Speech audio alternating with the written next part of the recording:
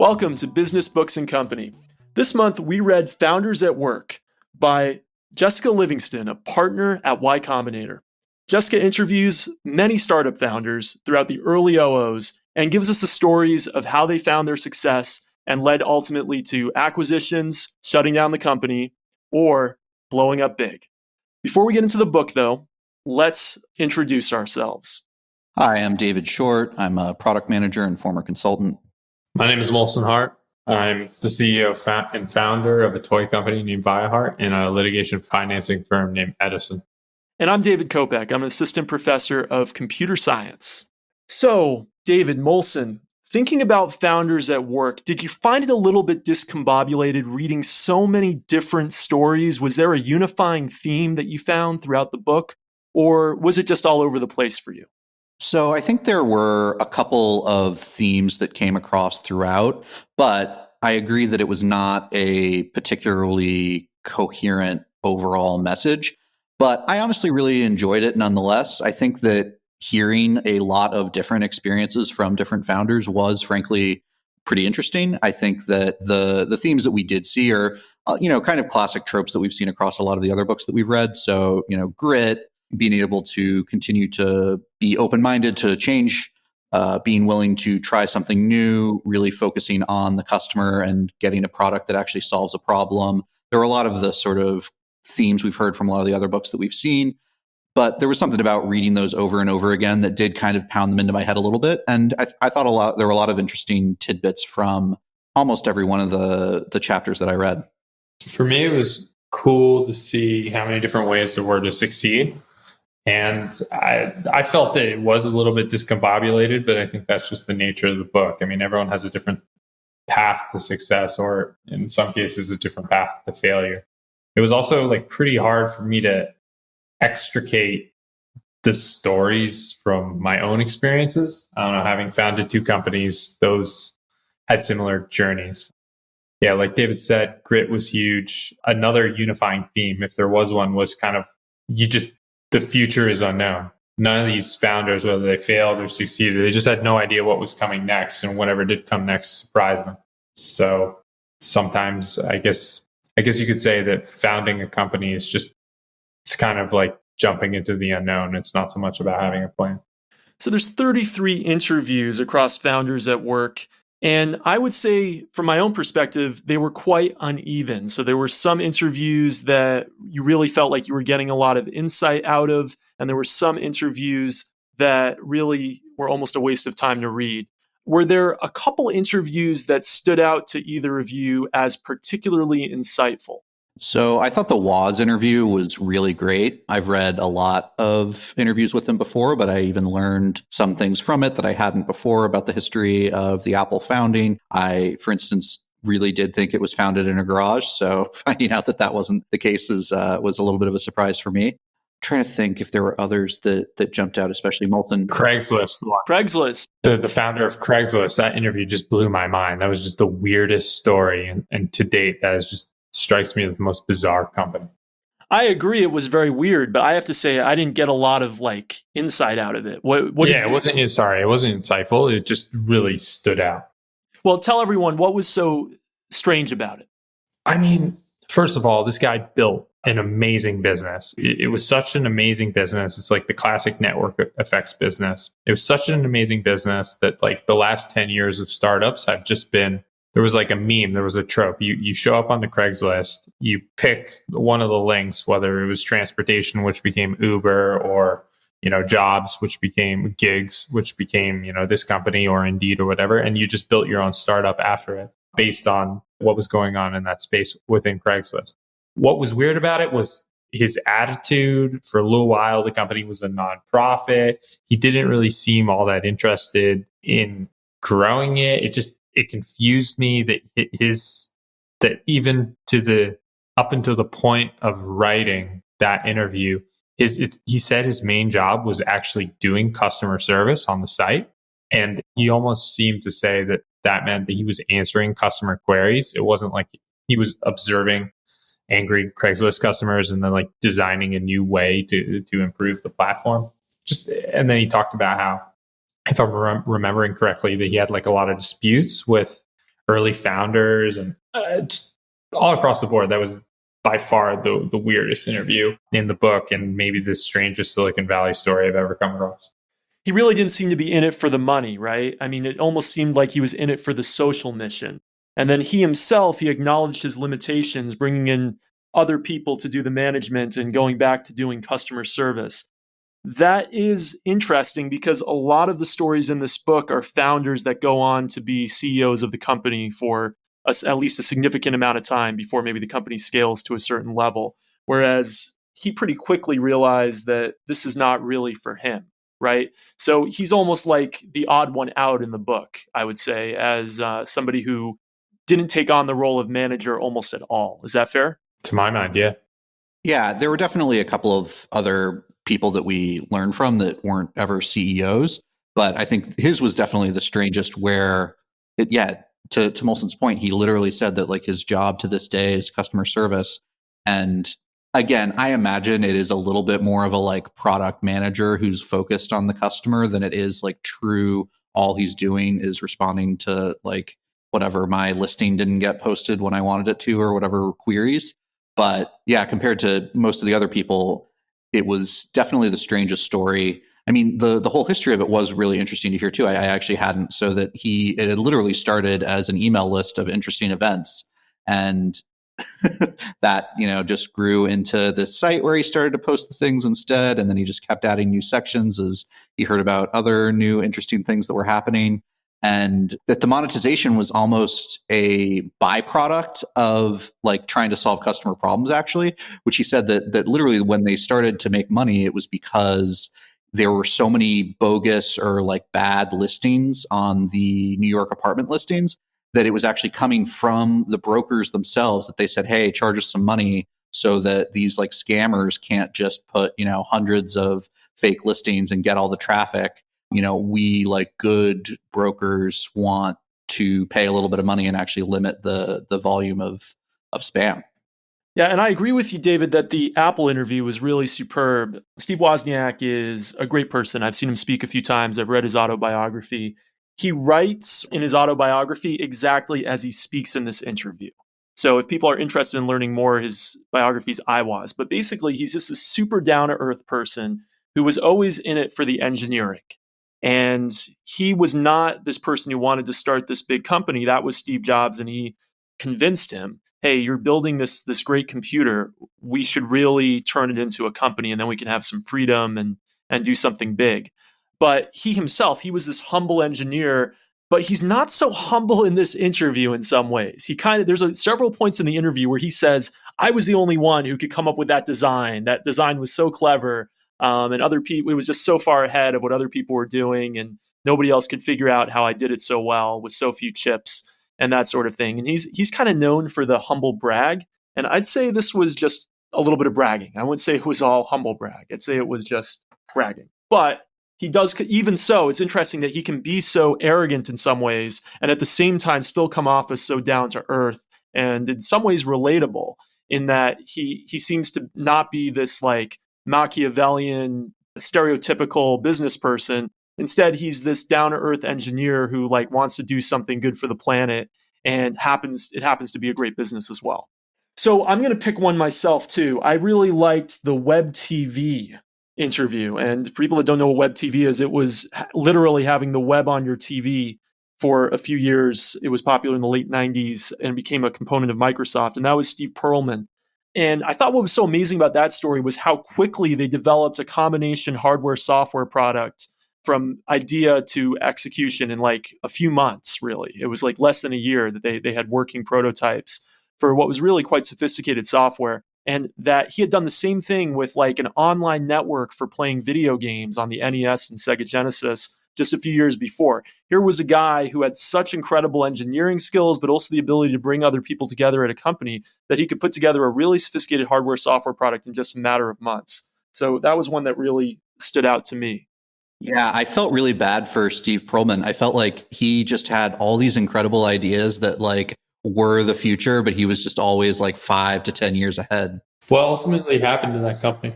So he sold it to Microsoft. He sold Web TV to Microsoft for a nice amount of money. The first company, it ended up being profitable, but not in terms of the sale value, but not successful as a business. They never were turning a profit at the business level, the video game company.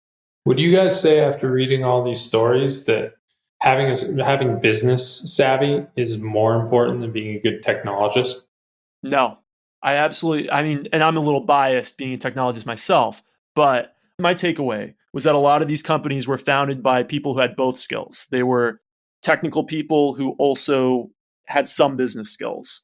And there were also some cases where there were technical people like Craig Newmark who then brought in business people pretty quickly. But you need to have a skill to be able to do something. You can't create something out of nothing if you don't have some kind of skill set to begin with, or you have somebody else who has a skill set along for the ride with you. The book itself is going to be biased because obviously Paul Graham and Jessica Livingston mostly work with software companies.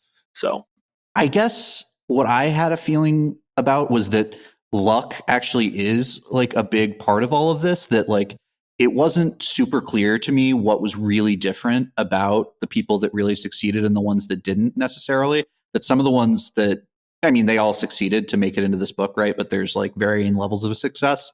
And there didn't seem to be like the person who had some sales experience and like actually a business sense, like was critical. Instead, it was kind of you need all of those things. And then you also need like a decent amount of luck in order to win, which I guess I've kind of always known. But yeah, it no like pattern really struck me from all of this other than work hard, be willing to pivot, listen to your customers, keep trying until you actually find, product market fit. Talking about pivots, I thought one of the great pivots was the TripAdvisor chapter with Stephen Kaufer, where they were originally building a database of travel information that they were going to license to travel sites. And instead, they ended up becoming the travel site. I don't know if there were other pivots that you thought were really interesting in the book. I mean, the PayPal story is obviously really interesting. And yeah, we hadn't brought it up before, but the first chapter is an interview with Max Levchin, which I really enjoyed. The history there, I did know a little bit before, but hearing it from Max was different from anything I'd read before, which was that originally they wanted to do, honestly, I'm not even going to remember all of the details, but basically the main product that they raised a bunch of money off of was the idea of using like a Palm Pilot in order to exchange money. And right.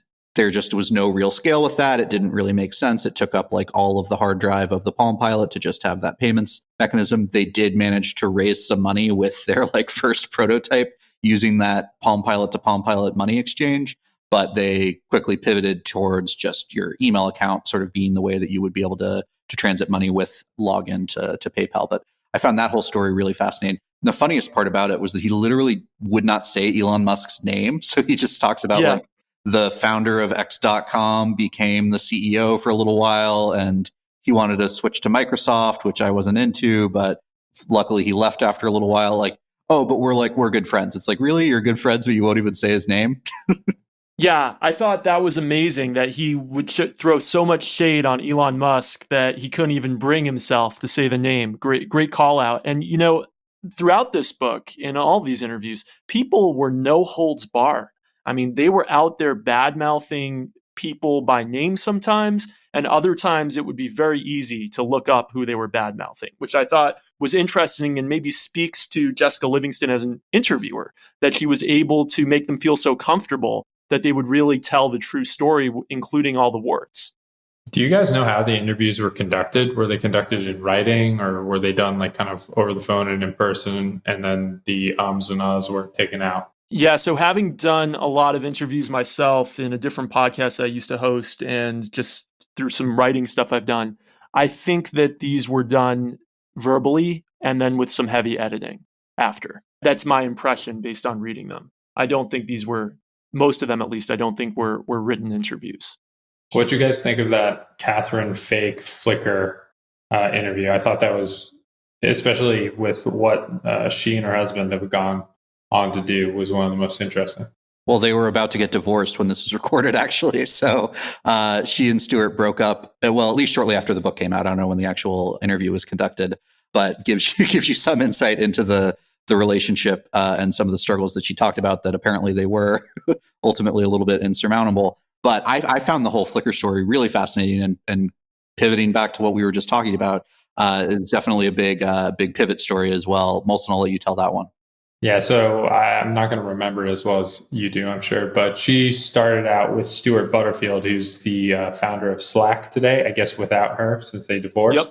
Yep. They founded a MMORPG, so a multiplayer online Massive multiplayer. Massive. Thank you for the second app. Yeah. Massive multiplayer online role playing game. And I think that like in their spare time, or they hit some sort of development snag, they decided to come out with a photo sharing service, which was called Flickr.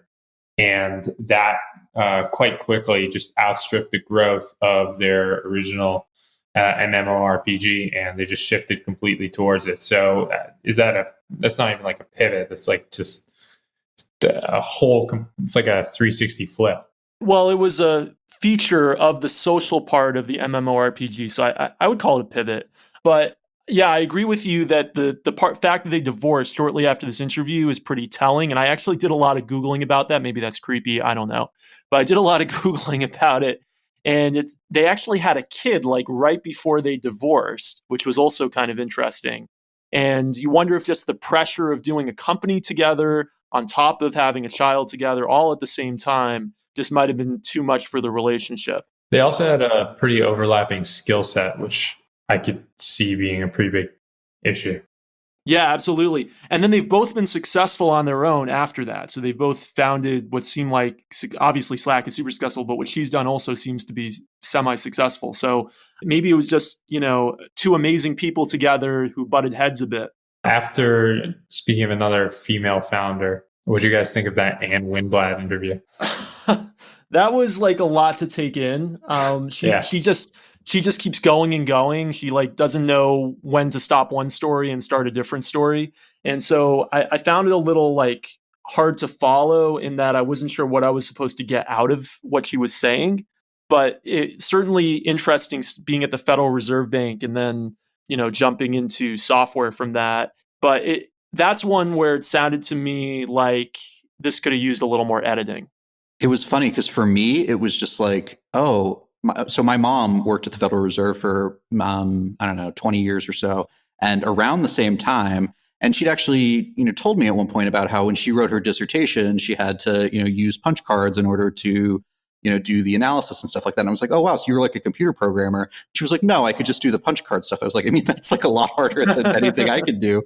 And it's funny because my mom now is like largely computer illiterate. I think because she retired before, desktop computers were super prevalent, at least in the Federal Reserve. And it was just like kind of a funny, like, oh, wow, like I guess she could have been a startup founder with the exact same background as this Anne Winblad, who, I guess ultimately became one of the first female VCs. And so that part was kind of interesting. And I guess they said that her VC firm was actually the first to have a thesis purely focused on software, which is also like fascinating. So she sounds like this brilliant person, but I agree that the chapter itself was not all that great. The one story that I found fun and, well, just honestly that I really remember super clearly was when she was in the room pitching people and just told them that if they wrote a $10,000 check that day, then, they would get the software for 10 grand. And I don't know, I think it was some kind of exploding offer. It was going to be more expensive later on. And that, no one had their corporate checkbooks, but, 12 people or 15 people or whatever wrote personal checks for 10 grand to her.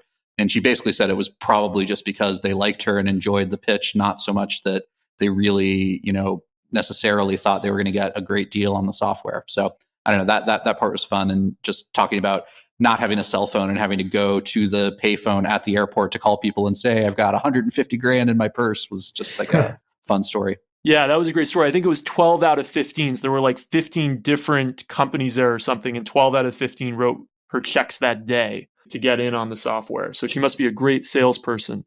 But another thing I liked about the book was how Jessica Livingston would put very deliberately chapters that were related next to each other. So one example of that is early on, the people who worked on Apple computers to start their company came right after the Apple computer interview. So for example, Dan Bricklin doing VisiCalc, which was a killer app for the Apple II, was positioned in such a way that it kind of flowed with it. And then similar, Ray Ozzie and Mitchell Kapoor, Lotus was the developer of the software that Ray Ozzie worked on, whereas Lotus was developed by Mitchell Kapoor. So she did a very good job kind of making some of the interviews flow into one another, which I really appreciated. Yeah, it was really interesting because it was almost like a point counterpoint kind of thing where someone would tell their story and then and then you're kind of like, oh, I wonder where this went. And then the next chapter, it's like, oh, this is where it went. So I was reading about VisiCalc and I was like, oh, if it was the first thing, then what happened after that? And I'm like, oh, Lotus 123. That I had heard of. I guess I'd heard of VisiCalc, but I didn't really know too much about it. But then the whole Lotus story was really fascinating too, where with Lotus Notes, they had actually I'm going to miss the details, but I think it's the next chapter then is Iris Associates, where I think he had worked at Lotus, but he didn't really like it. And so he decided to start his own company.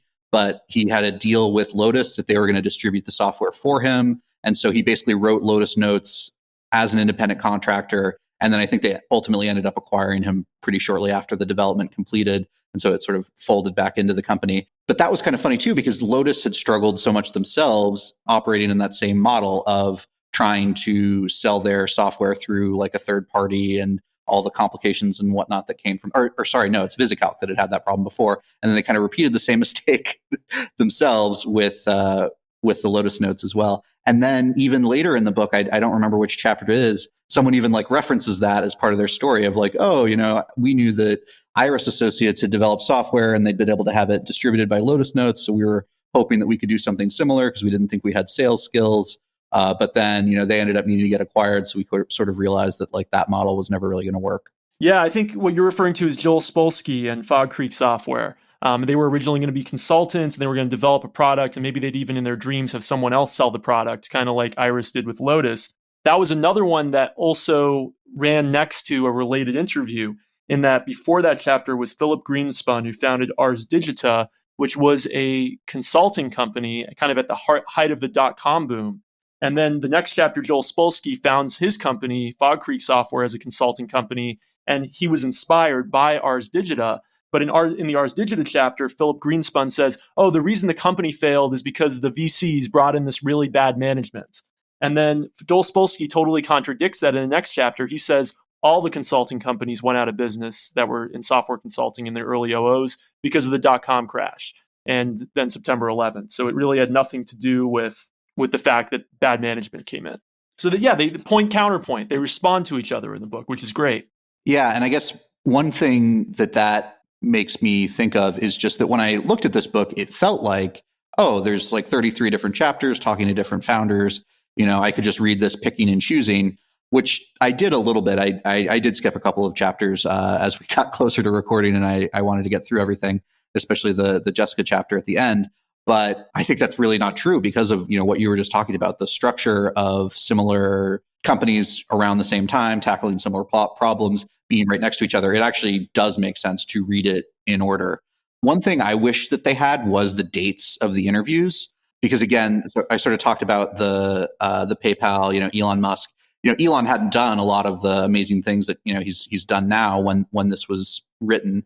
And I'm sure that's part of it. I'm sure if Max were given that speech now, he would, or interview now, he would know that everyone knows who Elon Musk is and that you can't say the founder of X.com. Although, frankly, a lot of people probably don't know what X.com is, even if they do know who Elon is. But Ev Williams was also a fascinating interview because it's before Twitter. And so it's Ev Williams just talking about Blogger and Odeo. And if you look at the dates, like Twitter was live at this point. Again, if it's sort of based on when the book was published, but I don't know how many years before the interview was actually conducted. So I'm not sure if Ev just didn't really think Twitter was even worth talking about, or Jessica was obviously focused more on Blogger because that was the success that it actually sold at that point. But it's just funny to read this long interview with Ev Williams that has nothing to do with Twitter. Yeah, it's really interesting. And just for context for everybody, the book is copyright 2008, but a lot of the interviews are 2005, 2006. And you can kind of glean that from some of the information in the interviews.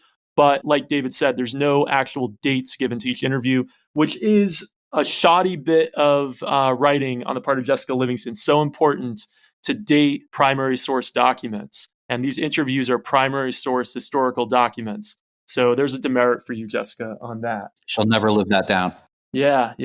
Not like she's successful. So this book actually features an interview with Paul Graham, who today is the husband, I was going to say wife, of Jessica Livingston. And they were also partners together at Y Combinator. They founded Y Combinator together. We read Paul Graham's book, Hackers and Painters, in episode 5 of this podcast.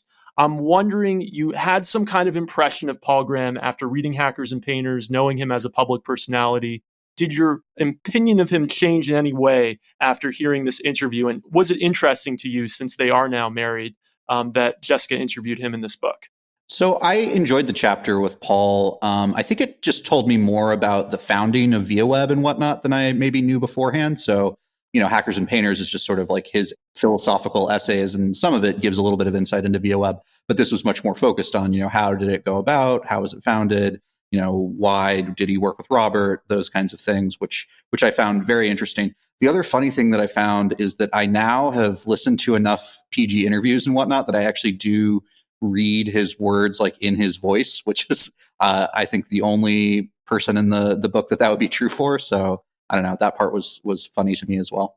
For me, that was Steve Wozniak. I've seen so much of Steve Wozniak and read so many books about him that I kind of read that chapter in his voice. That's a great point. I had it with Woz too. Yeah. Was there a founder in this book that came across to you as just lucky? So not somebody who really earned it, but somebody who really was just in the right place at the right time and didn't really work hard for what they accomplished. James Hong of Hot or Not just came off as, I don't know, such a bro. And like Jessica even seemed to try and like get him to back off on it a little bit in some of the questions. And he just like plowed right ahead of just like, yeah, things are awesome. And she was like, well, did you like worry how people might think of you about like creating a website, Hot or Not? And he was like, why would I care? People like hot women. Like, it's just like, yeah, all right, dude. And then I also thought it was crazy that he turned down $3 to $5 million after 2 months. Like, he literally was unemployed, worked on just out of business school, worked on this thing for 2 months, was offered $3 to $5 million and turned it down. Now, of course, with hindsight, you say, oh, well, he did a lot better than that. But I think that was totally crazy, given that Hot or Not was not a complicated. I mean, he said he set up the first version in 4 days. It was not a complicated site to program. It was not like some kind of proprietary thing. I would have definitely taken the $3 to $5 million. Yeah, he does talk about. There are a couple things that I did actually learn from it, though, even though I'm trashing him a little bit here, which was that he managed to get a lot of stuff for free, which I thought was kind of interesting. So, like, he needed to scale the company, whatever, they were getting all this traffic, and so he managed to convince Rackspace to just give them the server space, and that they would sort of figure it out in the future. And so they would just like, they didn't have any money. And, Rackspace wanted some PR. And so he said like, hey, we'll say Rackspace is, we're powered by Rackspace or whatever. And I'm sure eventually they paid them some money, but, on that alone, he was able to scale the company without having to buy all the servers and whatnot that he would have needed. Yeah, absolutely. And was there an interview in the book that you really didn't like? So it just really was like a waste of your time reading that interview. So I found the interview with, I'm blanking on his name, but the founder of RIM, Research in Motion, to be one of the least valuable. I think he's a fascinating guy. And there were a couple of like interesting tidbits. Molson, I know you posted about the start your company in a college town and, be able to do the recruiting that way. I thought that story was really interesting. But I think, honestly, what it made me think is that he was still the co-CEO of a publicly traded firm. And I do wonder, I haven't actually like mapped this across the whole book, but like, were the people who are still like CEOs or, board members or whatever, I guess probably a lot of them are board members, but, very public facing, were they a little bit more guarded and a little bit less willing to sort of, I don't know, tell the unvarnished truth? Because at the time, Research in Motion is like, the iPhone is about to launch. It's like kind of a fascinating time to like get real insight into where they were. And instead it felt a little bit more of just like a, self-hagiography almost. Could it have been because he was older? I mean, how old was James Hong when he gave that pretty strange interview? I kind of got the impression in his 20s, I think. Generally, the guys early 30s fired more shots, who were more willing to start fights, who were on the younger end. Totally agree with that. And I just want to add to the RIM interview that a book on this topic that I read is called Losing the Signal. It's the story of RIM from start to end, basically, because the company is not what it used to be. And I did not think that Mike Lazaridis was like a great business runner, let's say. I don't think he was a great co-CEO. At least that was my impression from Losing the Signal. So I kind of got the same impression from this book. I think he might have been a good technologist for his time. It's interesting the book is from 2008 because he was caught so flat-footed by the iPhone that it's just like crazy how flat-footed they were caught by the iPhone. Yeah, but like everyone was, right? Like, I mean, when did he found RIM? Okay, but check this out, right? They were even Android, which was coming out from Google a year later, right? Android launches in 2008, was caught flat-footed by the iPhone because they were going to do a BlackBerry-like phone in 2007. But they adapted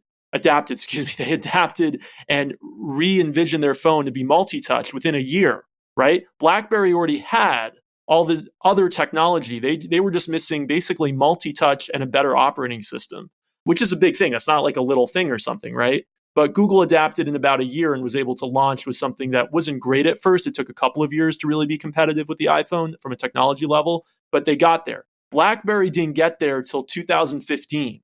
That's 7 years later, right? That's crazy when they launched BlackBerry 10, and BlackBerry 10 was too little too late. Palm launched their WebOS-based operating system with the Palm Pre in 2010. So that's 3 years after the iPhone, right? And they also had like a BlackBerry-like operating system in terms of sophistication before that. But in 3 years, they turned it around. So Google turned it around in a couple years. Palm was able to launch something that was competitive, even though it wasn't successful from a business standpoint a few years later. BlackBerry took 7 years, right? So here's this guy who's on top of the world when Jessica's interviewing him, and he's literally at the point right before he falls off a cliff. And so I think it's a really interesting time to interview him. But I think he's not a great business guy. I agree totally that it was super good time to interview him. Pretty interesting in the context of his company basically about to implode. Not exactly implode. I mean, RIM is still a publicly traded company, and it doesn't have the leadership that it could have had, but it's still worth many hundreds of millions of dollars. I mean, he founded the company in 1984 and he ran it. It's to this day, it exists. It's publicly traded. He ran it for 24 years until he had that Steve Jobs size stumbling block. And it's in Canada. It wasn't in Silicon Valley. So imagine how much harder that would have been. I don't know. I find him and his story to be super impressive. I don't know as much about him as you do because I haven't read that book. I just think co-CEO is a really weird thing. So I don't know, Kopek, you read that whole book. How did that even happen? Like, why are there co-CEOs? Because one was more on the business side, one was more on the technology side, but they had been working together for so long and they were like best friends and all that sort of thing. That's kind of how it happened. But, that was the edge of a cliff, Molson. They lost tens of billions of dollars of market value. Like their market cap, I just looked it up as we're talking, is now $3 billion. Okay, it used to be something like $100 billion. Yeah, but you can't say that he's not a capable. I think he's probably one of the most competent, capable founders in this book. He's definitely in the top 25% of founders in terms of what he created.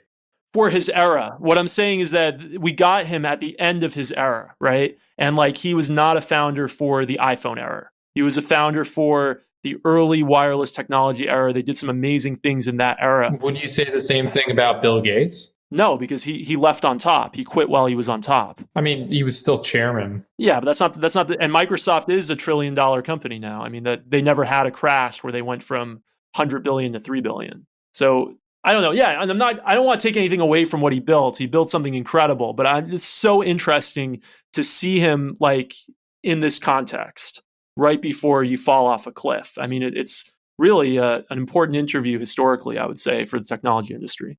But I don't think you can get a huge amount of insight about the modern mobile market from this interview because this is a company that's about to implode because they don't understand the modern mobile. But you probably don't want, the way I approach these interviews is I don't want to get that insight. I don't want to learn about mobile. I want to learn the lessons that are as applicable in the 80s as they are in the 90s and the 2000s until today. That's always what I'm seeking at. Fair enough. I'm also looking for the technology insight too in some of these interviews. So I guess we're coming at it from different perspectives. I think just to add one, Molson, you're right. He's obviously an incredible, he built an incredible business. Whether or not he's the best CEO among them or whatever, it's sort of a moot point. But I definitely did learn some things from him. And actually the part that I found really interesting was just his story of high school where there was just all this crazy technology that someone had just bought and sent to his school. And he and some of his friends just kind of tinkered around in the basement and figured out very cutting edge technology just by virtue of being interested and willing to play around and, having that, opportunity. I wonder how involved in, technology education and whatnot he is now, given that sort of remarkable opportunity he'd had as a child. Yeah, and I will say that he was a borderline prodigy from what I read in Losing the Signal. So, a lot of props to him and everything. I'm just saying that the timing of the interview was especially prescient. So it sounds like you guys might believe more in the importance of luck than I do. The way I can kind of come at these problems, or the problem of to what extent luck affects your success, is luck is a multiplier. So Bill Gates was lucky in that he was oriented towards computers, and he was lucky to have been at that time in that place. And he was lucky that there was a computer in his high school, kind of like Mike Lazaridis. Don't know how to say his name. But if he had gone into like food and beverage, consumer products, if he had decided to be like the world's greatest table entrepreneur, there's a table in front of me. First thing that came to my mind, I still think the guy would have been enormously successful. Do you guys kind of agree with my concept of luck as a multiplier, or no? Yeah, I think that's fair. I think luck is a requirement, but not a sufficient condition, right? Like having the 100 billion, whatever trillion dollar company, you have to have luck in order to get that. Having a successful business, you have to have grit, I think is the sort of, so like he would have been a millionaire, I'm sure, regardless of whether or not he happened to invent the BlackBerry, or, whatever. He started as just like doing consulting with telecom companies and stuff. So clearly, even when they founded the business, it wasn't on the idea that we're going to do email over the phone. They came into that over time based on the technology that they were focusing on. And they even had to sort of help build the physical infrastructure before it was even possible. So totally agree. He would have succeeded regardless of any luck. It's like the fact that it became a $100 billion company. I think luck had a lot to do with. Well, there's a great quote from Thomas Jefferson which goes, the harder I work, the luckier I seem to get, right? Which is, I think every person in this book, one thing that was universal was that they worked ridiculous hours and they worked extremely hard to the detriment of the rest of their lives for months and sometimes years on end when they were just at the very beginning of the company. So I don't think that anyone in this book just got lucky. Even James Hong, who started Hot or Not, like he worked really hard for those 2 months, before he got the $3 to $5 million offer. So yeah, no, of course there's hard work, but there also is having met the right people in your life who found the company with you, because all of them basically had co-founders. There might have been one or two that didn't. There is the luck, like you said, of having the right interests, right? Like you happen to be somebody who was into software when the dot-com boom was going on. So luck plays a role, but I don't think luck is sufficient for any of these, not even close. I think hard work is the prerequisite, and I'd say luck, like you said, is a multiplier. So I agree with you. There's a quote I pulled down, and I just bolded luck above it, which was, this came from the Web TV chapter, but he said they were trying to demonstrate before Sony, and they had just put out some new software, and it was like currently compiling, and they like didn't have anything else at the time. And so it was just like kind of, all right, we got to flip the switch and hope it works. And we turned the thing on, and I don't know how, but it was perfect. It ran perfectly. It just happened to be a good build. It was pure chance, but it went through all the paces. We could go to websites and we typed in URLs and went to all the different things. And there it was. Web TV did what it was supposed to. You could see the web on the TV. And it's like that company, the way he was telling it was that like they needed that money immediately and they were going to fail otherwise. And they just got lucky that the build that happened to be compiling was actually working. Of, many of their other builds, whatever, were buggy and failed, but that one just happened to work out when the person was there. But there's always another meeting. Right. And not only that, they'd put in tens of thousands of man hours and woman hours into that build, right? So that, yes, that build happened to work, but it wasn't like they just scratched a lottery ticket or something, right? That build was the result of the end of a ridiculously long chain of hard work. Yeah, again, I think we're all on the same page in terms of like hard work is the like critical and necessary component to any of these successes. I think it's just that the things actually work. Again, I'm pretty sure in that instance, he was saying they were basically going to fail if that meeting didn't go through. Now, you're right. They could have, tried something else. They're gritty. They would have done something to try and figure it out beyond just like, oh, this failed in this one meeting, whatever. They would have flown out to Japan, and they did end up doing that, a few weeks later too. So I think you're right that being lucky in one particular instance is not the reason that you're successful. The reason that you're successful is the hard work and the grit. And you're right. The long hours was something that definitely came up a couple of different times, which I think, yeah, like to really succeed in these kinds of ways, you honestly just need to be really passionate about the thing that you're going after. And so a lot of the like crazy hard work isn't necessarily just like drive on success, but like you really care about the thing that you're working on. You really want it to make, sense and to solve problems for people regardless of the money. That was something that did come through a lot of the chapters, was that like if you're focused on getting money, you're not going to succeed. I'm not 100% sure that that's always true. I think there are people that have been like fully motivated by money that have succeeded, but I think it's generally the right way to approach it. That if all you're trying to do is get rich, then whatever, go into finance or something like that. But if what you're trying to do is solve problems, then build a company and actually maybe you'll get lucky and it will become incredibly successful and you'll make more money. But you're definitely going to fail if you don't care about the problem that you're going after. I've got a question for you guys. So throughout the book, I feel like a recurring theme was the horrors of venture capital, and another was founder disputes. Today, when you apply for Y Combinator, applications that do not feature a co-founder are looked upon disfavorably, and Y Combinator is always a stepping stone to receiving more venture money.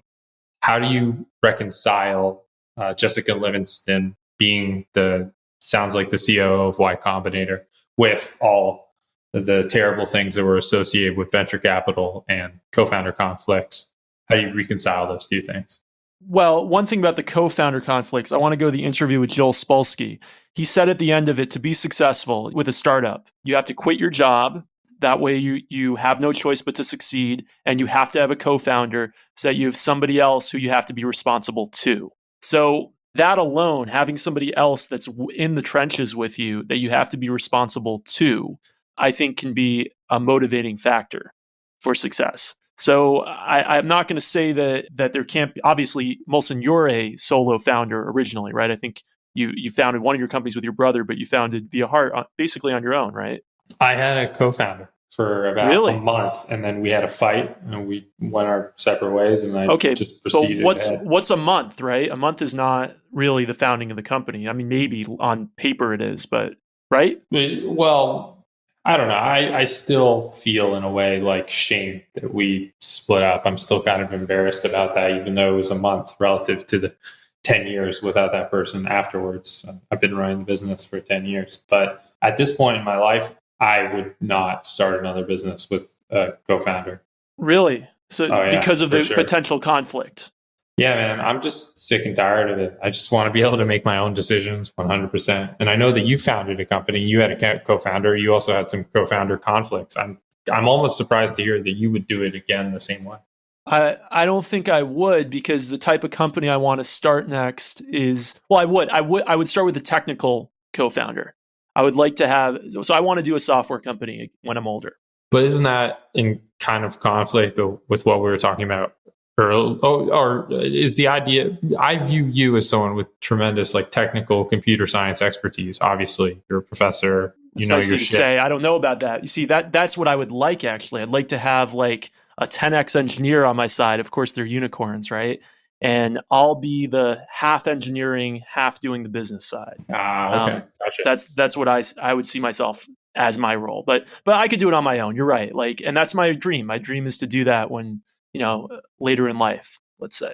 Well, my dream was to found a company with Kopek, but apparently I'm not technical enough. I don't know. Maybe we can find something.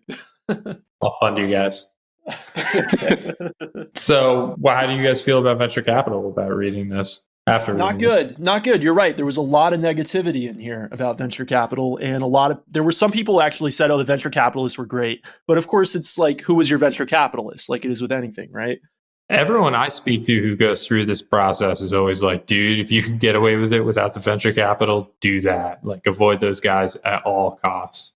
Right, because they don't really understand the business at a deep level, right? They're just taking a lot of bets, and they act like they understand the business at a deep level, but it's not like when they're coming into most of these software companies that the people in the venture capital firms are themselves software people. And that's one of the things that Jessica says in her interview is really great about Y Combinator, that several of the partners are actually deep software people themselves, experienced programmers who understand the technical issues of the companies that they invest in.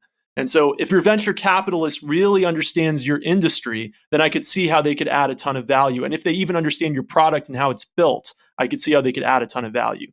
But if they're just money and then they're going to come and try to make decisions over your head, then I don't see the positivity in that unless you can't have any other way of getting to the next level. We watched this YouTube interview of this pretty famous guy who made a lot of money at Facebook and who's now a venture capitalist named Chamath. And Chamath Palala, I don't know how to say his last name. And he was saying that in the 2020 venture capital market, all these guys were raising massive amounts of money and then encouraging the companies that they were investing in to spend it all so they could show paper growth.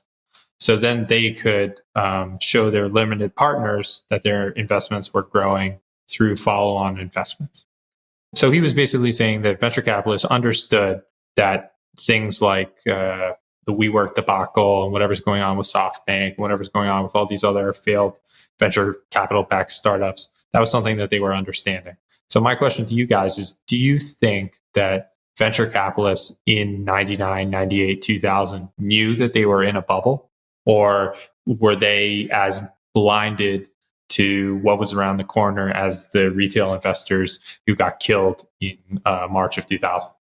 So I think that not all of them knew they were in a bubble.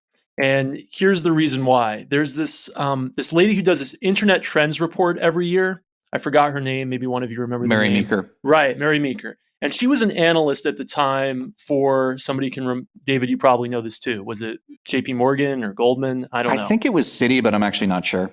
Okay. So she was an analyst at the time and she was just saying buy, buy, buy, buy. That was her analysis. Go buy like everything. And she's actually like a respected person today for a lot of other things. But at the time, she was just constantly encouraging everybody to buy. And she's supposed to be like an expert on this industry. And she was doing that all the way up to a couple months before the crash, right? And so if one of the most prominent analysts didn't understand that this was like a massive bubble, then I think there was a lot of people who probably didn't understand that this was a massive bubble who were deeply involved. But then again, I was alive at the time, obviously, but I wasn't, old enough to really understand everything that was going on. So it'd be interesting if you guys know some resources where we can read more about that. It was Morgan Stanley, just FYI. So okay. Mary Meeker spent most of her career there. She was an analyst at that time, right? She wasn't a venture capitalist. Right. She was an analyst. Okay. Yeah. Molson, I think you're right that one, I thought that video was phenomenal. We should definitely include a link to it in the show notes. I do take it a little bit with a grain of salt because he is like also he has social capital and it seems like they've like changed their strategy a few times and things like that. So I'm not sure that I totally trust him on it, but I think that the basic premise that a lot of VCs are basically just a Ponzi scheme where they put money in and then that money goes into, Amazon and Google ads and Facebook ads in order to grow their number of users or whatever the core metric is that they're, going to try and raise the next round off of. And they know that that's actually like they're losing money relative to the lifetime value of the customer. They're just throwing that money at like the next round. I'm sure that exists. I'm not sure that it's like all of what VC is now. I would imagine that if that is the case, there's going to be another huge bubble and, a bunch of people are going to end up, whatever what's the quote from Buffett. I think he actually even talks about it in that article, maybe. When the tide goes out, you get to see who's been swimming naked. Yep. But that being said, I mean, my guess would be that more VCs knew it was a bubble than did not, but that there was, a significant portion of people that thought they were investing in things that were going to be really successful, but they just like needed to turn a corner or whatever. And, the reality was no, like you can't, whatever, pets.com, the shipping of dog food is too expensive to, justify the $1 million you spent on your Super Bowl ad. And, your unit economics are completely shot. So, growing the base is just going to increase the speed with which you burn money. I think those kinds of things do feel like they're going away a little bit right now, right? Like with the Uber and Lyft and WeWork IPOs, I do feel like there's like kind of a industry-wide fear of growth without profit at this point. And so, I do think we're in a bubble. I do think that part of that is VC driven. I think a lot of it is probably not known, though. I think a lot of them probably do think they're putting money into like smart things that, will figure it out down the line. And, I'm obviously not a VC and don't have the money to make those investments, frankly. But I would be focused on unit economics. I'd be willing to invest in something that's not currently profitable. But if you can't actually deliver your product without losing money on it, then clearly you haven't figured out your business at that point. I say that the unicorns are underwater; they're narwhals. I asked the question earlier about interviews you thought were not very good. I'm going to add one into that list. Joshua Schachter, I think it's how it's pronounced, for Delicious. I thought that was the worst. Yeah, I think I told you to skip it. I think it was the worst interview in the book. It was almost like he didn't want to be interviewed, and he was like almost offended by the questions in his responses. Like it was just dumb. There was literally no value, I think, in that entire interview.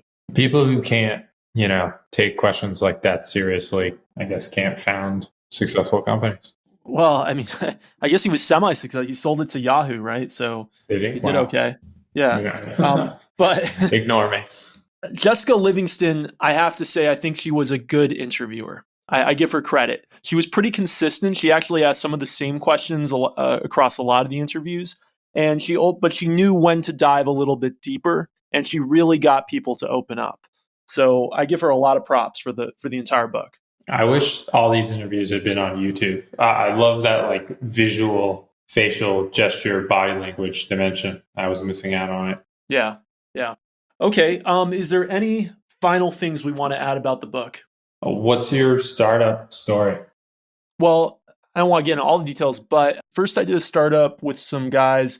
They were in business school, and I was almost like, their helper, like their collaborator. And it was like a coupon swap business. And they were the founders, not me. And I was building the product for them. And then we had some dispute about, how much work I'd put in versus I'd built the whole thing, like from scratch. And so I'd done all the code. Then the way that they treated me, I did that all over a summer. After that summer, and also like how much ownership I had over that, we got into a big dispute, and I left, and we actually had like a legal settlement. And then I did a startup after graduate school with a really nice guy out in California. I wanted to do a startup. So I was in graduate school for computer science, and I was on AngelList, and I was just applying to like tons of stuff on AngelList. And I had this crazy interview schedule. It was the part of the beginning of the bubble that David was talking about before. This was 2012. So about 8 years ago, this bubble was just getting started, but there was a real hype around startups again. And I was doing interviews every day. I was doing sometimes I'd have 5 of them back to back. And I was trying to decide on which of these startups I want to go join. I got a couple offers by the point that I was making a decision. And I've always liked cars a lot. So I went and joined a really nice guy out in California doing a startup called CarHound.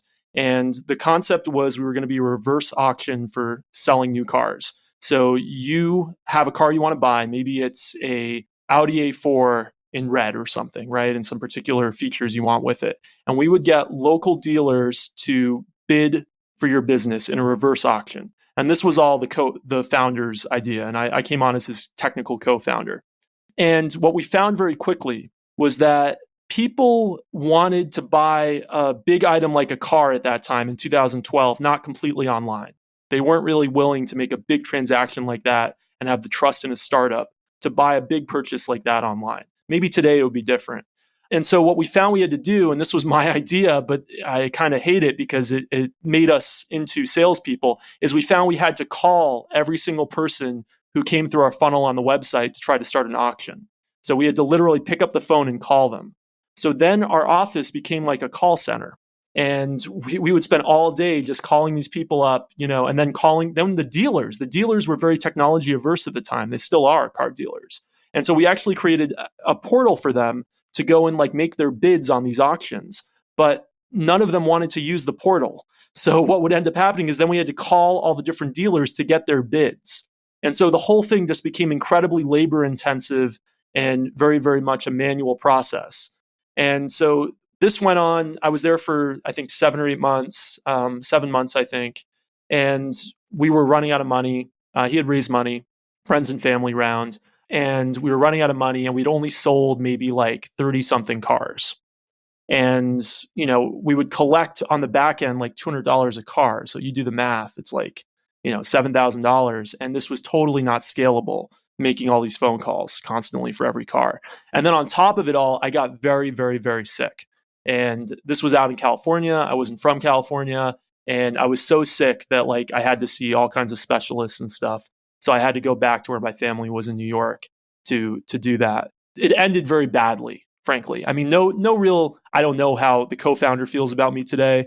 I always meant the best for him. And, I'm sorry that I got sick and had to leave. But frankly, we were out of money anyway at that time. So, and he, from what I can tell, everything turned out well for him. What I feel really bad about, of course, is the investors. And, I still feel a lot of guilt to this day about the fact that it didn't work out for those investors. But that said, it turns out the business was just not really viable. It was too much of a manual process. And at that time, people were not willing to trust a startup to buy their car. And at the same time, there was a successful startup in this space, which is still around today, called TrueCar. And they had a much smarter business model. Instead of doing this reverse auction that, by the way, was supposed to take 48 hours, they would instantly get you in communication with the dealer at a locked-in price. So they had a much smarter business model, and they're the company. There were a few companies in this space at the time, and they're the company that ultimately succeeded. So long story short, bad business model, bad health problems, and also just there's probably not enough money to really see it through to if we would have had to pivot or something, which we started to talk about at the time. I think it's really awesome. If only you'd had VC money. We didn't have VC money, right? It was a friends and family round, right? I think what you accomplished is really awesome, especially the fact that you guys sold 30 cars. That's really impressive. People listening may or may not understand how hard it is to do what you did. Yeah, I don't know. I mean, and we did, so it wasn't just the two of us. We had like some interns. We actually had a sales guy for like a month in there or something like that. And there was also a full-time other developer as well, who also ended up being a salesperson. We all ended up being salespeople. And that was, of course, a terrible use of our time, right? So here you have people with graduate degrees who are spending, and not that it's below us or anything. Obviously, it wasn't below us because we were doing it, right? It was that, okay, we could have been using that time productively, building the site, making new business arrangements, doing all kinds of things to expand, to find new ways to pivot the business. But instead, we were spending all day on the phone, talking to dealers, talking to customers. And that is just not an effective use of our time. There's nothing scalable about being on the phone. Nothing scalable about being on the phone. So I learned a lot from that, and I never want to be in a super high-touch business again after that. I mean, obviously, I'm a professor now, so I'm in a very high-touch business. I spend all day just talking to people. But I mean, I never want to be in a startup again that's so high-touch. I think one of the interesting points, and this was just kind of a completely random one, but one I'm like sort of filing away, was that acquisitions aren't real until there's money in the bank. So I forget who said this, but he said... It was Paul Graham. I took down the same note. Yeah, at the point where people say, we want to buy you, the chances of it falling through are like 80 or 90%. So you can't let yourself believe. If someone wants to make you an offer, fine, but don't change your plans based on that. Just keep going. So I thought that was a really interesting point. Like, who knows if that statistic is remotely right, but I think it's I'm sure quite accurate that a lot of people say we want to buy you and that leads nowhere. They talked about dog fooding, so just making sure you're using your software yourself so you really understand what's going on. I do think that's really important. Improving speed of solving problems. I thought this was a really good one. So assume that whatever you are doing is going to go wrong. How can you make it so that it will go faster when it does go wrong? Because it will. For example, the rebuild script takes 24 hours, but that's not a big deal because it's part of the system that isn't live yet. But when it is live and it takes 24 hours to redo, that's a big deal. So fix it, make it work in 2 hours or whatever. This is one that I actually took to heart and started to, work on with my team, which is just that, like, hey, we're having bugs. Like, what can we do to make our ability to solve those bugs be faster than it was before? What, like, monitoring can we put in so that we know about it before someone else reports it? Those kinds of things. Another one was VCs never say no. I found VCs to be significantly politer than the folks I worked with. The worst they did was not call me back. I'd never hear from them again. Brad Feld does a nice blog talking about how the VC process works. He says they never call you back to say no. They don't want to close the door in case they want to open it again, but they don't want to actually give you a response. Very few VCs actually said, sorry, we're not interested. I thought that was an interesting point, and I sort of saw a Twitter thing where I posted about it as well, that like it's basically a free option that VCs have that like maybe you'll do something where it's really interesting. So if they say no, then you're going to turn them off. But if you succeed after having pitched them, they can always come in and say, oh yeah, we finally did our diligence and things look great. They should say no at this time. I feel like in the long run, founders would appreciate that. Yeah, no, I Like, come on. 100% agree that just like, I don't think that if I had founded a company and I had whatever pitched a VC and he had ignored me and then came back, 6 months later after we were succeeding and said he still wanted to invest, I don't think I would take him up on that.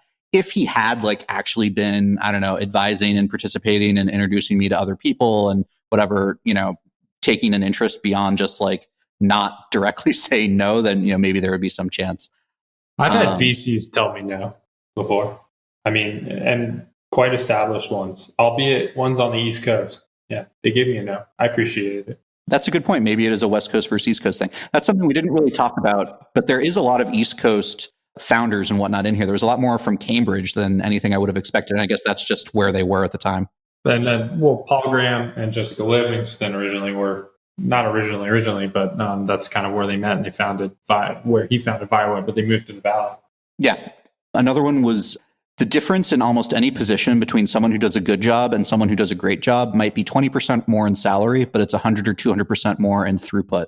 So just sort of like, don't worry too much about negotiating down people on salaries. If you think someone's like really the best for it, they're probably, 1 or 2x better than the person you might be able to get for that like 20% off. Golden handcuffs, baby. And then when looking for money, you wanted to generate two things when you're looking for money. One is a sense of exclusivity, saying this is a very special kind of deal and not everybody is going to get into it. And secondly, a sense of urgency, so you can get people to make a decision. I think those are kind of obvious, but just, nice little succinct way of thinking about if you are going after VCs. Again, I think you're right. Most of what we heard about VC in this was how terrible it is. So I think what my takeaway here was, if I can scale something without the need for VC, then I absolutely should. I think the only reason I would want to take VC is because I think there is a need to rapidly spend on advertising or some kind of technology or something that is really expensive, and that has to happen before we're going to be able to do the self-financing on that. And if you don't, then some other team is going to be able to beat you just with that. Because we didn't really go into this, but there was the whole like Yahoo, Lycos, Excite wars.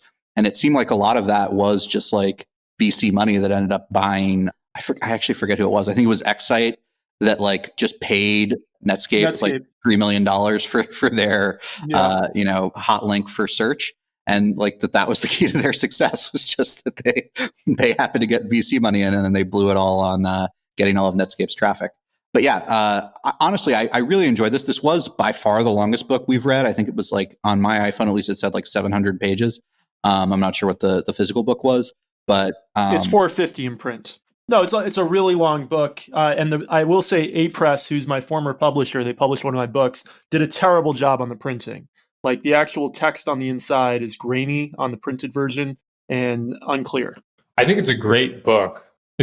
I think it's one of the best books you could read prior to founding a company. I don't think it's a great book for a book club. I find it really difficult to discuss the book because there isn't a logical sequence as you go from the beginning of the book to the end of the book that like your brain and memory can hang on. It's just, they're too, some of the interviews are linked together, but by and large, they're separate. So it makes it really hard to discuss. Yeah, I'd agree with that. There's almost too much here to really discuss. So who would you recommend this book to? Who should read this book? Absolutely people who are thinking about founding a technology company. But if I may, people need to understand that you can found a business. Well, I guess the book does get into this a little bit, but you don't have to take venture capital. There are multiple companies in this book that didn't, and which managed to do just fine. And people need to understand that there are many paths to becoming a millionaire, and they don't always consist of overhiring and, spending boatloads of money. That's not something that I feel is very well explained generally in the startup space. And I think that this book touches upon it a little bit. But to circle back, yeah, it's fantastic for people who want to found a company, particularly if that company is in the software space. Yep. And I'm going to agree with that. This is a must read for people who want to found a software startup. But I also think people who are just interested in the history of software, especially during the dot-com boom, but also during the early personal computer revolution, can get a bit out of this book. And from my opinion, you don't need to read every interview. There's a lot of these interviews that if the company or the product doesn't really interest you that much, you can skip it and still get a lot out of the book. If someone hasn't founded a company, though, if I were their mentor, I'd be like, you read every story. Okay. I think it's important. It's especially important. Like, we all have this temptation to be like, oh, that guy failed. Never heard of that one. Skip. But that's not the right way to think about it. Well, and I don't think any of them are really complete failures. I think pretty much everyone in here had some kind of an exit, or like maybe they failed with one startup and then they succeeded with something else down the line. So yeah, I definitely agree. Anyone who's interested in founding a company should read this. And to a point that you'd made earlier, Kopek, I think it's honestly like a pretty interesting like historical document. So I would say, literally, if you wanted to write a book about, the .com boom and bust or something like that, I thought there were a lot of great anecdotes here that I wonder if this is highly cited and things like that. I kind of doubt it because I'd never heard of it, but it's really just a phenomenal insight into the minds of a bunch of founders in that sort of 2005 to 2008 range.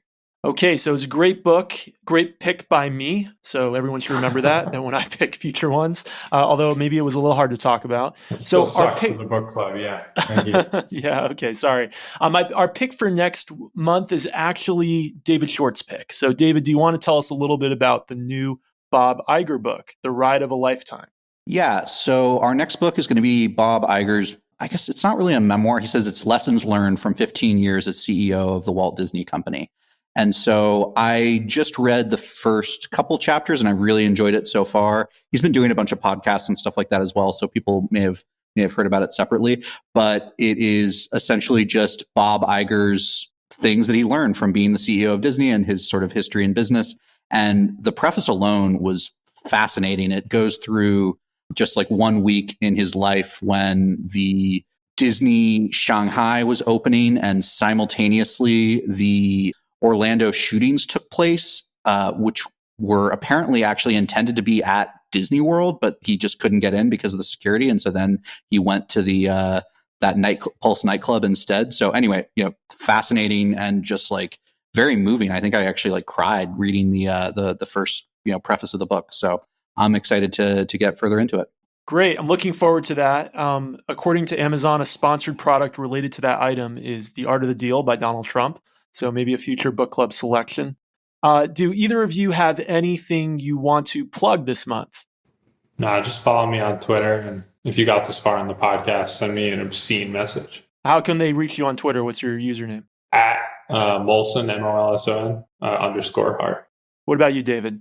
Yeah, and you can follow me on Twitter as well at David G. Short. And I'm on Twitter at Dave Kopec, DAVEKOPEC. It was great having you with us this month. Please remember to leave us a review on iTunes, Overcast, Spotify, or your podcast player of choice. That really helps us. And don't forget to click subscribe because we'd love to see you again next month.